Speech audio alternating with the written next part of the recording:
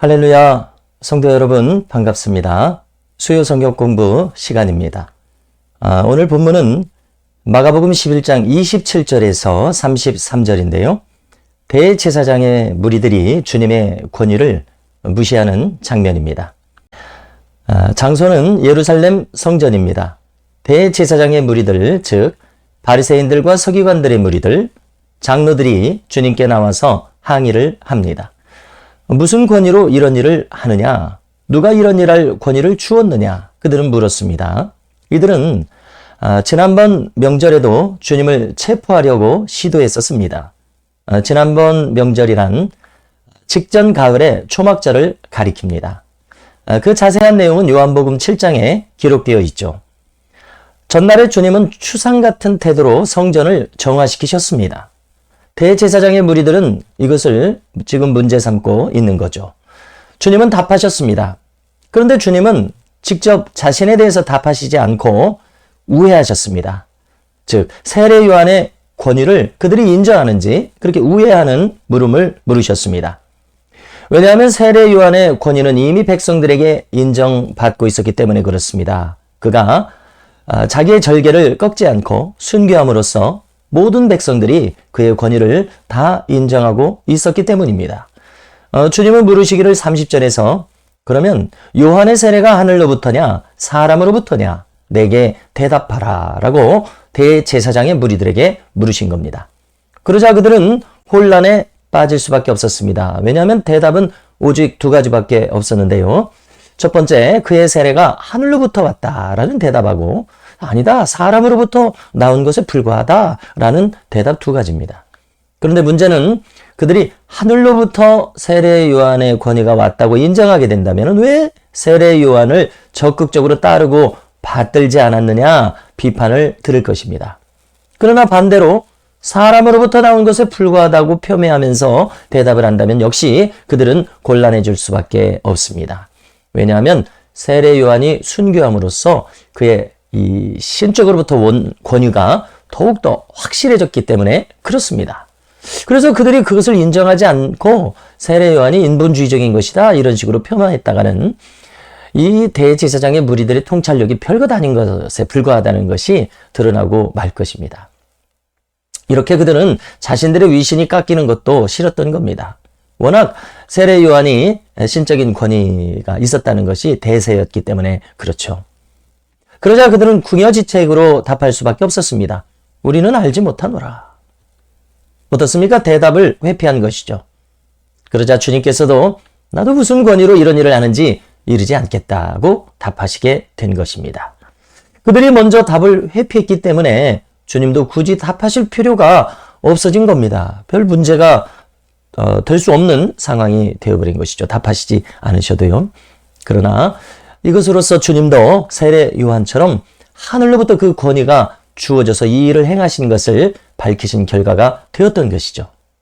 그들은 주님의 권위를 이 현장에서 백성들 앞에서 깎아내리고 무시하고자 했었습니다. 그러나 그 소기의 목적을 달성할 수가 없었던 것이죠. 오히려 주님의 권위만 더욱 공고해질 뿐이었습니다. 이 모든 장면을 백성들이 목격하고 있었습니다. 우리는 여기서 이 대제사장의 무리들이 얼마나 종교적이고 인본주의적인지를 발견하게 됩니다. 그들의 영적인 눈과 귀는 가려져 있었습니다. 진실과 진리를 보지 못하는 지독한 영적인 소경과 귀머거리들, 바로 그들의 영적인 현주소가 그것이었습니다. 왜 그렇습니까? 그 원인은 그들이 영적으로 깨어있지 못한 자들이기 때문입니다. 니고데모도 영적으로 거듭나는 것이 무엇인지를 알지 못했는데 그들처럼 악한 자들이 어떻게 그것을 알 수가 있겠습니까?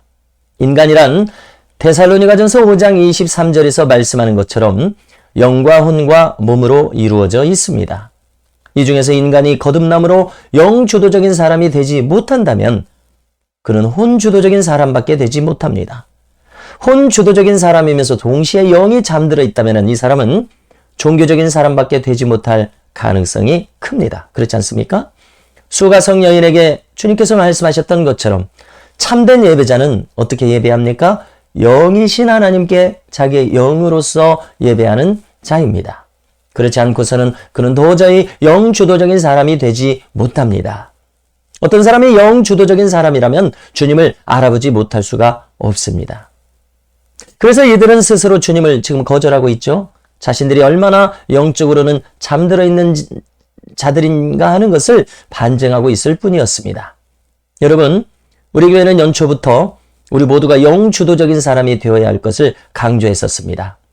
바라기는 온 교우들이 영주도적인 사람들로서 훈련되기를 기대합니다. 혼적인 판단하에서는 자기도 주도적이거나 인본주의적으로 끝나기가 쉽습니다. 최악의 경우는 신자라고 할지라도 속되고 죄된 삶을 살 것입니다. 그 혼에 이끌린다면 말입니다. 또한 딱히 죄된 삶을 살지 않는다 하더라도 하나님과 무관하게 따로 살아갈 위험성이 매우 큽니다. 이것이 혼주도적인 신앙생활을 하는 것의 큰 위험성입니다. 여러분, 그렇기 때문에 우리가 영주도적인 사람으로 훈련되어야 할 이유가 여기에 있습니다. 그래야만 우리가 지혜와 계시의 정신으로 충만해져서 하나님의 인도하심을 받는 것이 가능해지기 때문에 그렇습니다.